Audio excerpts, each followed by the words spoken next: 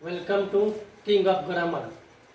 चलिए फिर से किंग ऑफ ग्रामर में आपका स्वागत है। और मैं आज की क्लास में बताने जा रहा हूँ group collective noun. Group collective noun, a collective noun that is made of the same kinds of members. Same kinds of members is called group collective noun. वैसा भीड़ या समूह जो एक ही प्रकार के सदस्यों से मिलकर बना हो।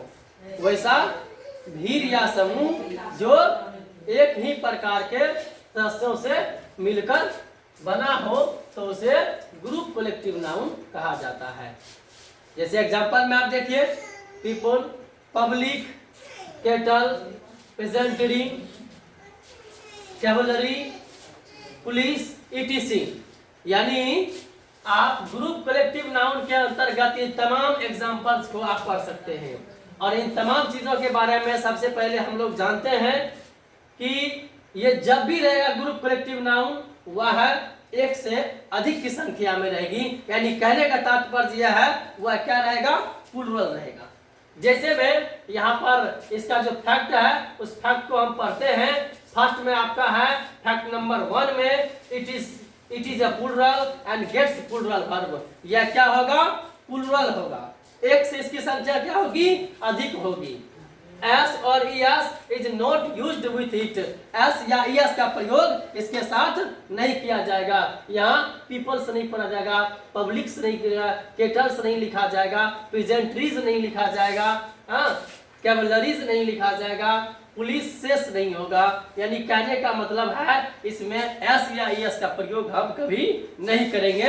ये आपका कौन सा कलेक्टिव नाउन है, ग्रुप कलेक्टिव नाउन। इससे पहले हम पढ़े थे कलेक्टिव नाउन। कलेक्टिव नाउन के अंतर्गत कलेक्टिव नाउन 3 प्रकार के होते हैं। जनरलाइजिंग कलेक्टिव नाउन में हम पढ़े थे कि वैसा भीड़ या समूह जो विभिन्न प्रकार के सदस्यों से मिलकर करके बनता है उसको कहते हैं जनरलाइजिंग कलेक्टिव नाउन। और आपका दूसरा यहाँ पर है ग्रुप कलेक्टिव नाउन, जिसमें कि हम पढ़े वैसा भीड़ या समूह जो एक ही प्रकार से सदस्यों से मिलकर बना होता है उसे कहते हैं ग्रुप कलेक्टिव नाउन। तो इस प्रकार इसका एग्जांपल रहा, यह प्लूरल हमेशा रहेगा, प्लूरल अवस्था में रहेगा, एस या एस का प्रयोग नहीं होगा। चलिए इसका एग्जांपल हम लोग देख लेते हैं। The peasantry of this village is very laborious. यहाँ पर very laborious. The peasantry of this village is very laborious. चलिए देखते हैं ये 4 सेंटेंस आपके एग्जांपल में है, कौन सा सेंटेंस सही है और कौन कौन सा गलत है। अगर इस तमाम चीज को हम फॉलो कर लेते हैं और इसको समझ लेते हैं, समझ पा लेते हैं तो हम आराम से इस 4 सेंटेंस में से टिक लगा सकते हैं सही कौन है और गलत कौन सा है। चलिए सबसे पहले इसके बारे में हम जानकारी प्राप्त कर चुके हैं कि ये प्लूरल अवस्था में रहेगा और एस या ईएस का प्रयोग नहीं होगा इसके साथ। चलिए the peasantry of this village is very laborious. इस सेंटेंस में देखिए यहाँ पर इज लगा दिया, यानी कहने का तात्पर्य है ये सिंगुलर वर्ब दे दिया, तो ये आपका हो गया गलत। चलिए the peasantry of this village is very laborious. यहाँ द प्रेजेंट्रीज क्या बताए, यहाँ पर एस या ईएस का प्रयोग नहीं होगा कभी भी। ये सब जो एग्जाम्पल है इस सभी एग्जाम्पल के साथ एस या ईएस का प्रयोग नहीं होगा। चलिए तीसरा सेंटेंस में भी है, कहने का मतलब दूसरा भी गलत है और तीसरा भी गलत है। चौथा नंबर क्यों सही है इसके बारे में फिर से जान लेते हैं। The peasantry of this village are very laborious. देखिए ये समूह में है, इसका मतलब ये प्लूरल है। प्लूरल है तो वर्ब क्या लेगा, प्लूरल लेगा। इसमें एस या एस का प्रयोग नहीं किया गया है, इसका मतलब आपका ये क्या है, सही है। तो सेंटेंस से मतलब समझने से मतलब यह होता है, सेंटेंस को उदाहरण देने से मतलब यह होता है कि यानी इस चीज के बारे में हम पूर्णतः बिल्कुल जानकारी प्राप्त कर चुके हैं। तो अब इसके बाद है distributive collective noun. Distributive collective noun में डिस्ट्रीब्यूट मतलब बट जाना, बट जाना, एक साथ रह करके फिर अलग हो जाना। हाँ, ऐसे जो एग्जाम्पल्स होंगे वो आपका डिस्ट्रीब्यूटिव कलेक्टिव नाउन के अंतर्गत आएगा। जैसे देखिए, a collective that's member are either मतलब या तो, अनएनिमस एकमत, या तो ये व्यक्ति एकमत होगा, और डिफरेंट इन ओपिनियन या विभिन्न विचार का सोच का अलग अलग होगा। यानी ऐसा भी हो सकता है, यहाँ दो कंडीशन है, एक साथ भी रह सकता है और आपस में अलग अलग भी हो सकता है। देयर इज नो सर्टेनिटी, कोई निश्चितता नहीं होगी कि कब ये साथ रहेगा, कब ये अलग हो जाएगा। For it is called distributive collective noun. बड़ी गौर से समझने की चीज है कि डिस्ट्रीब्यूटिव नाउन कलेक्टिव नाउन है क्या चीज, कि वैसा भीड़ या समूह जो कभी आपस में एक साथ होंगे या कभी आपस में अलग अलग हो जाएंगे। विभिन्न विचार के लोग अलग अलग हो जाएंगे। जब ये एक साथ होंगे तो वह सिंगुलर होगा, जब वह अलग अलग हो जाएगा तो वह प्लूरल हो जाएगा।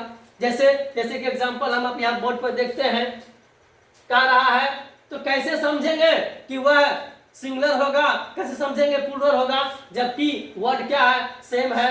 पार्लियामेंट सांसद, ये सिंगुलर भी है और ये प्लूरल भी है। चलिए, कमिटी सिंगुलर वर्ड भी है, प्लूरल वर्ड भी है। कॉन्फ्रेंस, जूरी, कॉन्फ्रेंस देखते होंगे, मोबाइल पर एक मोबाइल से 2-4 व्यक्ति से एक बार संपर्क किया जा सकता है। वहां पर आपके मेरे मोबाइल में कॉन्फ्रेंस का ऑप्शन आता है, उसको हम क्लिक करते हैं और सभी जगह बातें होने लगती है। इस तरह से जूरी, ये तमाम जो वर्ड है ये सिंगुलर भी है और प्लूरल भी है। लेकिन कब ये सिंगुलर अवस्था में जाएगा, कब ये प्लूरल अवस्था में जाएगा, इस चीज को जानकारी करने के लिए, जानकारी प्राप्त करने के लिए हम जो है अपने सेंटेंस से समझेंगे ये सिंगुलर अवस्था में है कि प्लूरल अवस्था में है। यहाँ बड़ी बारीकी से गौर से समझना होगा, तब ये समझ में आएगा, नहीं तो लगेगा क्या से क्या है।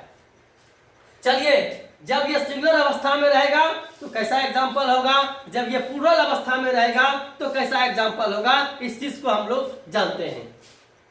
If its member are different in opinion, it makes a plural formation and gets plural verb.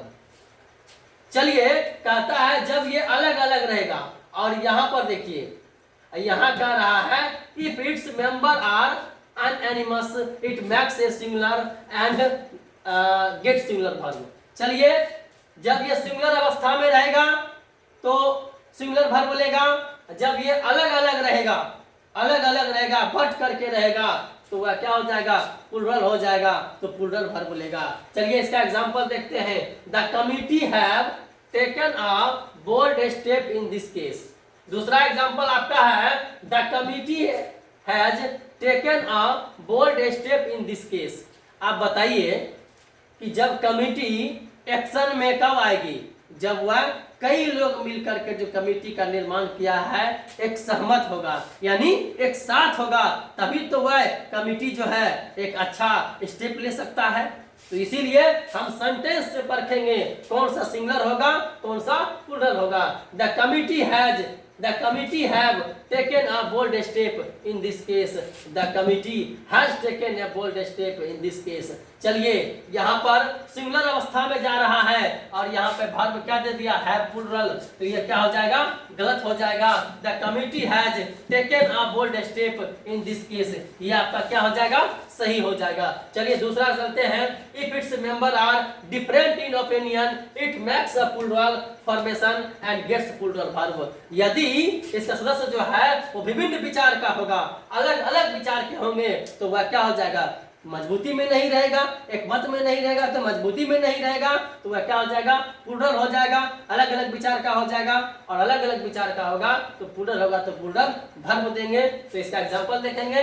The committee has not taken any bold step in this case. और दूसरा एग्जांपल है, the committee have not taken any bold step in this case. जब committee आपका संगठन में ही नहीं है तो क्या एक्शन ले सकते हैं, इसलिए ये क्या हो जाएगा, प्लूरल में है, अलग अलग है तो प्लूरल में है, और प्लूरल में है तो वर्ब क्या लेगा, प्लूरल, जिसमें प्लूरल वर्ब है वह सेंटेंस क्या होगा, सही होगा। The committee have not taken any bold step in this case ये सही है और हैज वाला क्या है, गलत है। चलिए इसके साथ फिर से देखते हैं, एस और ES is not used with it, इसके साथ एस या ईएस का प्रयोग नहीं किया जाता है। तो फिर से एक बार हम पढ़ते हैं, distributive collective noun, group collective noun और generalising collective noun. Generalising collective noun क्या था कि विभिन्न प्रकार के सदस्य मिलकर के एक चीज का निर्माण करता था, जैसे मशीन, वह एग्जाम्पल था किसका, जनरलाइजिंग कलेक्टिव नाउन का। और वह किस अवस्था में रहता है, सिंगुलर अवस्था में रहता है। वर्ब क्या लेगा, सिंगुलर लेगा। चलिए इसके बाद पढ़े थे हम ग्रुप कलेक्टिव नाउन, कि वैसा भीड़ या समूह जो एक ही परिसर से मिलकर के बनता है उसको कहते हैं ग्रुप कलेक्टिव नाउन। वह क्या होगा, उसका जो मेंबर होगा वह एकमत होगा। क्या होगा, मतलब अलग अलग होगा, एक से अधिक होगा। जैसे पीपल, उसका जो मेंबर होगा वो प्लूरल अवस्था में रहेगा। तीसरा चलता है distributive collective noun. Distributive collective noun में हम अभी तक पढ़े कि यह सिंगुलर अवस्था में भी रहेगा और प्लूरल अवस्था में भी रहेगा। तो इस स्तर से आज हम डिस्ट्रीब्यूटिव कलेक्टिव नाउन के बारे में पूर्णतः जानकारी प्राप्त कर लिए हैं। नेक्स्ट वीडियो में फिर आगे हम देखेंगे। तब तक लिए गुड नाइट।